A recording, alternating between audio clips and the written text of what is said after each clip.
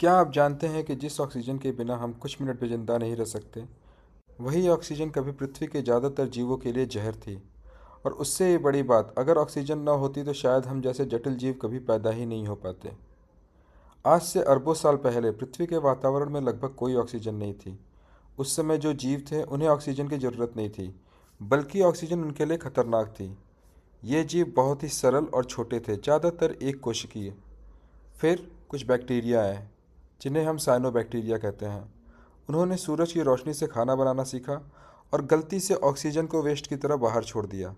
धीरे धीरे यह वातावरण में ऑक्सीजन जमा होने लगी और इससे पुराने जीव जो ऑक्सीजन सहन नहीं कर सकते थे मर गए। और यह पृथ्वी की पहली सबसे बड़ी ऐसी घटना थी जिसमें बहुत सारे जीव लुप्त हो गए। लेकिन इस तबाही से एक नई संभावना पैदा हुई।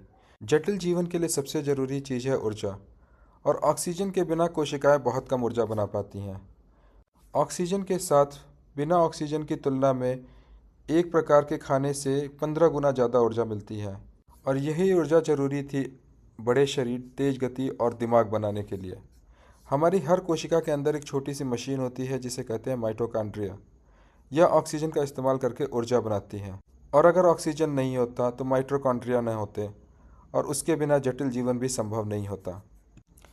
तो हाँ, ऑक्सीजन ने पुराने जीवन को ख़त्म किया, लेकिन उसी ने हम जैसे जटिल जीवों का रास्ता भी खोला।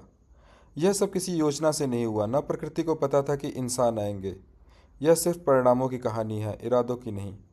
अगर आपको ऐसे सवाल पसंद हैं जो हमें अपनी ही उत्पत्ति पर सोचने को मजबूर करते हैं, तो वीडियो को लाइक करें और चैनल को सब्सक्राइब करें। धन्यवाद।